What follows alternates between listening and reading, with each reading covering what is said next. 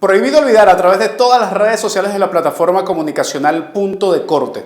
Hoy en este programa podremos decir que especial, dedicado a 20 años del 11 de abril, de ese momento crucial para la historia venezolana en donde se propinó un golpe de Estado contra el gobierno de Hugo Chávez Frías. Tenemos con nosotros a uno de los protagonistas, no precisamente del día, sino que nació como consecuencia y se convirtió en protagonista después de ese 11 de abril. Estamos hablando de Andrés Izarra, quien trabajó para aquella fecha en Radio Caracas Televisión. Además, durante el gobierno de Hugo Chávez, ocupó el Ministerio de Comunicación e Información, fue ministro de Turismo hasta el 7 de abril del 2015. Actualmente se encuentra fuera del país. Ha asumido posturas críticas en relación con el gobierno de Maduro. Y aprovechando la oportunidad, no solamente para saludarte, Andrés, y agradecerte el contacto, quisiéramos escuchar de tu propia voz un poco qué fue lo que pasó desde tu perspectiva a 20 años, qué fue lo que pasó el 11 de abril. Bueno, Nick, bueno, gracias por la invitación. Gusto verte después de tantos años de nuevo. No, bueno, sin duda que yo creo que ya después de 20 años el país entero ha podido digerir qué fue lo que ocurrió. Han habido múltiples testimonios, libros, documentales, todo tipo de reflexiones que se han hecho en el espacio público sobre lo que ocurrió, y ahí, bueno, fue un intento de golpe de Estado, una componente por parte de las élites del país, encabezada sobre todo por los medios de comunicación, los Estados Unidos y la dirigencia empresarial que atentaron contra la democracia, pues intentaron dar un golpe con un grupo de militares, creyeron consolidar los elementos o los factores que les pudieran avanzar en ese sentido, utilizaron los medios para crear o sembrar entre la opinión una percepción de lo que estaba ocurriendo que de alguna forma justificara el golpe de Estado. Tú estuviste, Andrés, en RCTV en aquel momento y recuerdo que has comentado sobre el problema que hubo desde el punto de vista editorial y tu postura crítica ante el lineamiento que se estaba estableciendo en Radio Caracas Televisión en aquel momento. Te pregunto, a 20 años y después de toda la experiencia que tuviste como ministro de Comunicación de Chávez, ¿podríamos decir que esa forma de la utilización de los medios de comunicación para tergiversar la realidad o para tratar de amañar o para generar control social ha cambiado de alguna manera? ¿Cómo ves esa perspectiva de lo comunicacional el día de hoy? Bueno, yo creo que es más difícil hoy día, ¿no? Sobre todo por el elemento que introduce la Internet y las redes sociales. Es difícil hoy imponer una direccionalidad al espacio público, a la opinión en el espacio público, hoy muchísimo más que anteriormente. Venezuela, acuérdate que era un país, en ese momento, hace 20 años no existía, o sea, el teléfono celular no era inteligente, era bobo.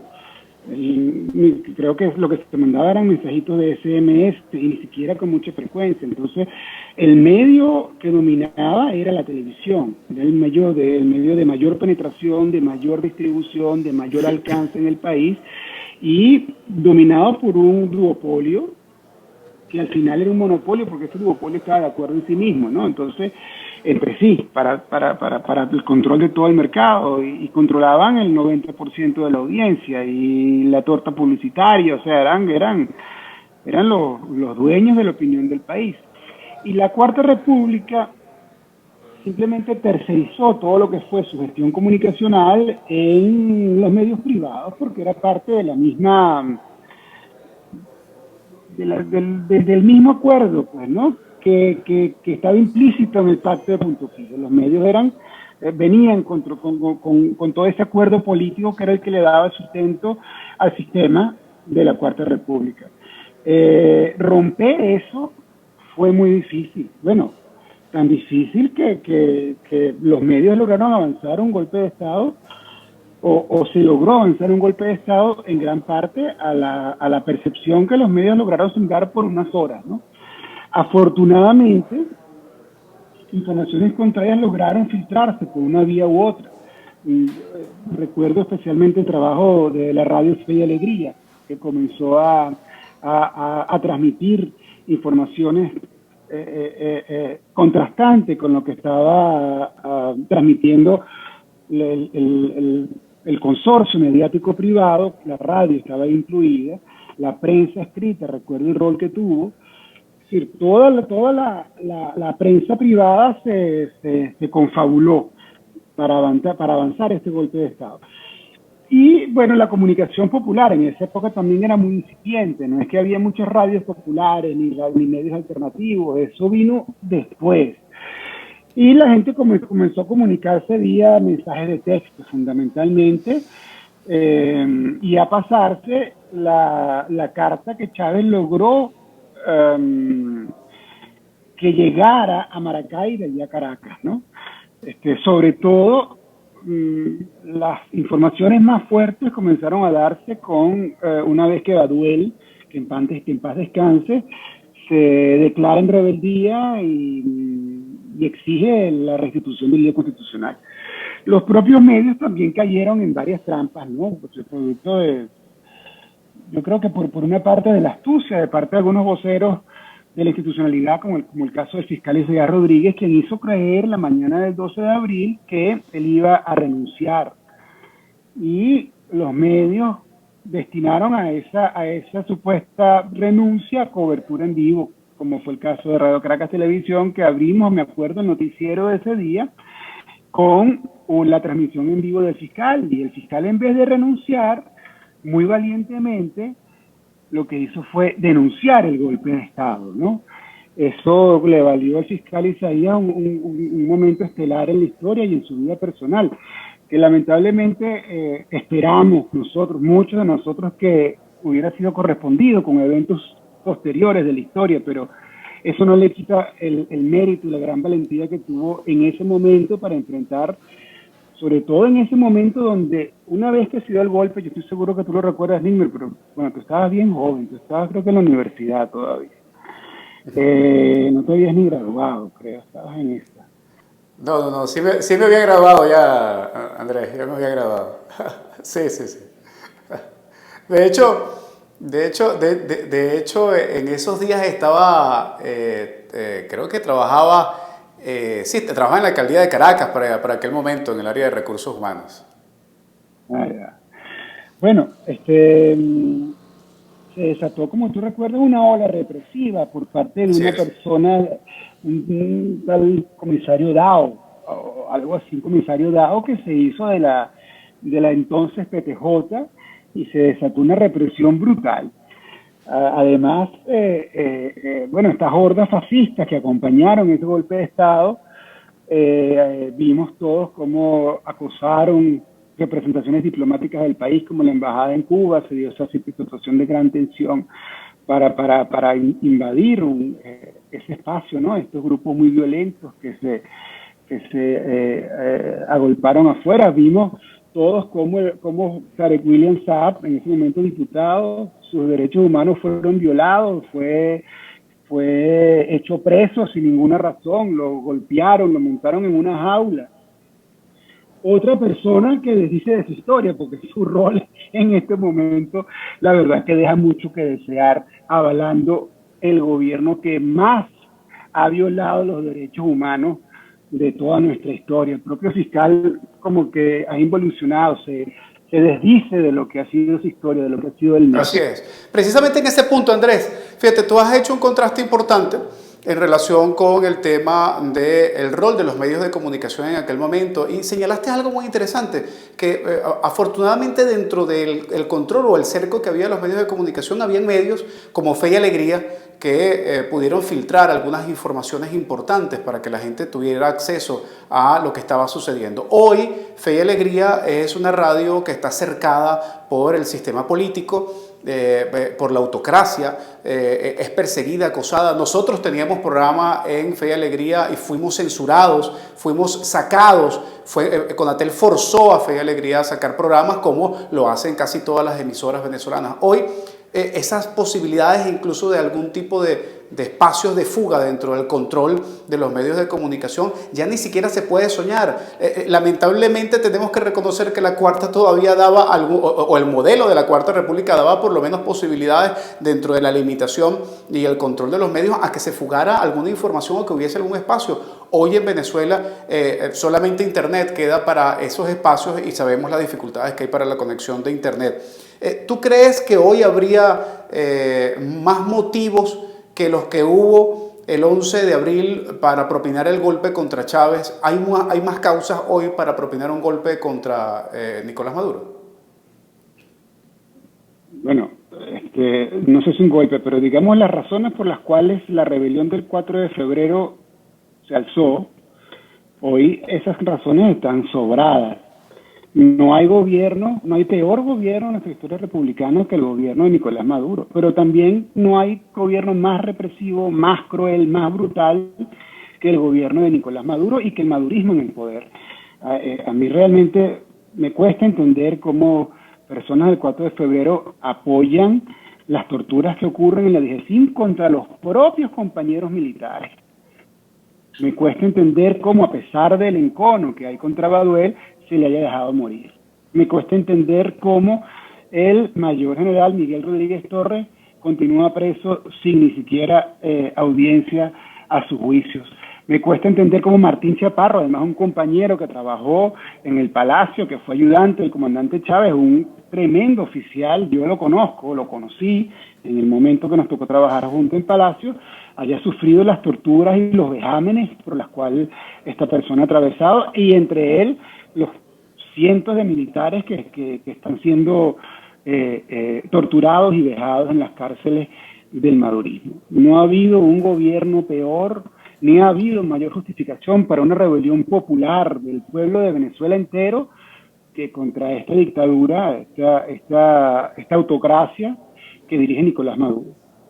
Ahora, Andrés, esta forma de gobernar, esta autocracia, ¿no tiene su génesis en el gobierno de Hugo Chávez? Es un debate, Nick, es un debate.